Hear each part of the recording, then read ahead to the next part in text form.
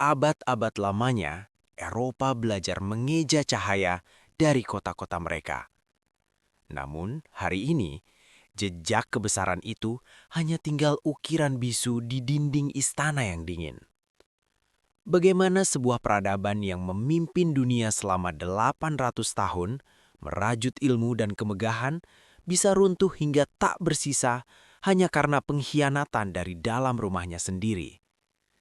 Banyak yang mengira Andalusia hancur karena musuh yang datang dengan pedang yang lebih tajam. Padahal, sejarah berbisik dalam perih. Mereka kalah saat mereka mulai saling membenci. Pembuka sinematik. Granada, Januari 1492. Musim dingin membekukan udara. Namun yang lebih beku adalah hati penghuni istana malam itu.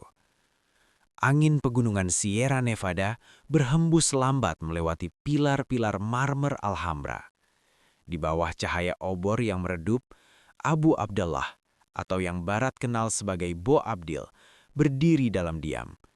Ia menatap ke bawah, ke arah kota Granada yang membentang di lembah. Kota itu pernah menjadi permata dunia. Kota yang jalan-jalannya harum oleh wewangian ilmu, dan malam-malamnya riuh oleh syair dan doa. Namun malam itu, suasananya berbeda. Gelap, senyap, kematian terasa begitu dekat. Bukan kematian raga, melainkan kematian sebuah peradaban. Abu Abdullah memalingkan wajahnya. Kuda-kuda telah disiapkan. Harta benda yang tersisa telah dikemas. Malam itu, ia bukan lagi seorang sultan. Ia adalah seorang pejalan yang terusir dari rumahnya sendiri. Saat ia menoleh untuk terakhir kalinya ke arah benteng merah Alhambra yang gagah, pertahanannya runtuh. Air matanya jatuh. Di sebelahnya, ibundanya, Aisyah Al-Hurrah, menatapnya dengan raut wajah yang keras, menahan pedih yang tak terkira. Dengan suara bergetar namun tajam, ia mengucapkan kalimat yang akan menggema abadi melintasi ruang dan waktu. Janganlah engkau menangisi seperti seorang wanita. Apa yang tidak bisa engkau pertahankan sebagai seorang laki-laki? Di titik itulah, sebuah babak besar umat manusia ditutup. Mari kita mundur sejenak. Mundur ke masa ketika kata Andalusia adalah sinonim dari keajaiban. Selama 8 abad, umat Islam tidak sekedar tinggal di semenanjung Iberia. Mereka mengubahnya menjadi taman Firdaus di bumi. Ketika Eropa masih terselimuti abad pertengahan yang gelap, jalan-jalan di Cordoba sudah benderang oleh lampu-lampu kota yang tersusun rapi. Ketika raja-raja Eropa bahkan belum bisa menulis nama mereka sendiri, perpustakaan Cordoba menyimpan lebih dari 400.000 gulungan buku. Astronomi, kedokteran, matematika, sastra, hingga filsafat lahir dan berdetak di sana. Universitas-universitas dipenuhi pencari ilmu dari berbagai agama dan bangsa. Tidak ada paksaan. Semua hidup di bawah naungan keadilan yang menyejukkan. Andalusia adalah bukti nyata bahwa ketika kekuatan bersanding dengan ilmu dan ketakwaan, manusia bisa menciptakan mahakarya. Mereka mendirikan bangunan yang seolah melawan gravitasi. Mereka menciptakan sistem irigasi yang menghijaukan tanah gersang. Mereka kuat, sangat kuat. Namun, sesuatu berubah. Waktu berlalu, dan kejayaan membawa ujian terbesarnya, kenyamanan. Kemewahan mulai membutakan mata. Harta rampasan dan istana yang megah perlahan menggantikan semangat untuk menjaga amanah. Dan tidak ada yang menyadarinya. Kesalahan itu terlihat kecil.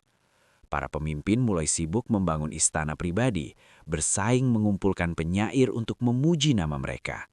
Sementara kesejahteraan rakyat perlahan diabaikan. Kesatuan yang dulu sekokoh karang mulai retak oleh ambisi kekuasaan. Kekhalifahan besar itu terpecah belah menjadi kerajaan-kerajaan kecil yang rapuh. Era Taifah dimulai. Era di mana saudara mengkhianati saudara demi sepetak tanah. Retakan itu semakin membesar. Untuk mengalahkan saudaranya sesama Muslim, para penguasa Taifah ini tidak segan meminta bantuan kerajaan Kristen di utara, membayar mereka dengan emas, lalu menyerahkan benteng-benteng mereka sebagai upeti. Mereka menggadaikan iman dan persatuan demi tahta sementara. Mereka merasa pintar dengan strategi politik itu. Mereka tidak sadar musuh sedang menunggu mereka saling menghancurkan dari dalam. Satu persatu, kota-kota jatuh. Toledo, Cordoba, Sevilla, semua ditaklukkan bukan karena lemahnya pedang, tapi karena hati yang telah keropos. Hingga akhirnya hanya tersisa Granada, pertahanan terakhir. Penekungan itu terjadi. Berbulan-bulan lamanya, kelaparan merajalela di jalan-jalan kota yang dulu berlimpah roti dan buah-buahan. Keputusasaan menggantikan harapan. Lalu kesepakatan itu ditandatangani. Kunci kota diserahkan. Dan semuanya berakhir. Hanya dalam hitungan hari, sejarah berubah. Selesai.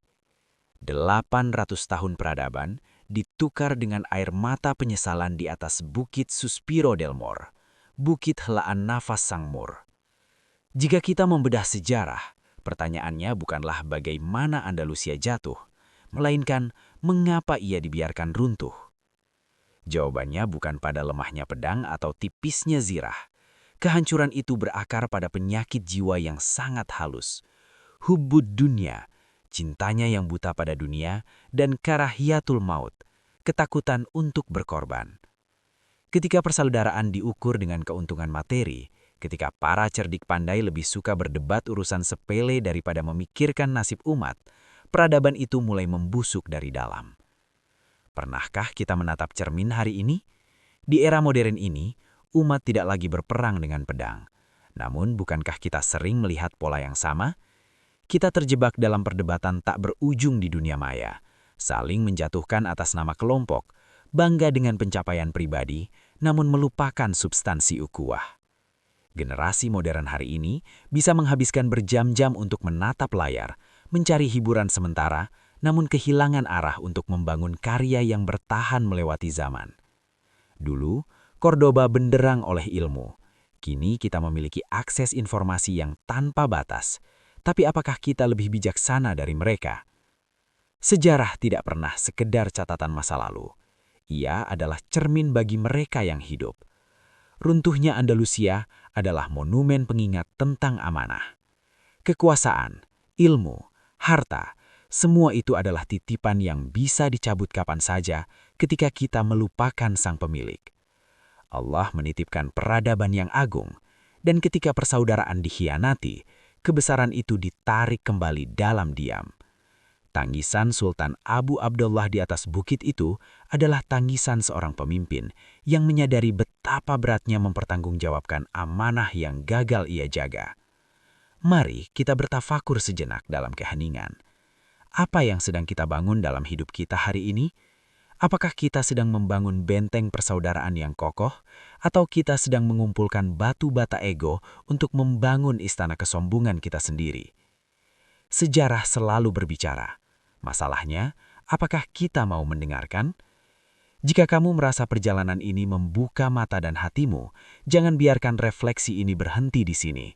Temani perjalanan mengungkap tabir masa lalu lainnya dengan subscribe channel Susur Sejarah. Sampai jumpa di kisah sejarah berikutnya.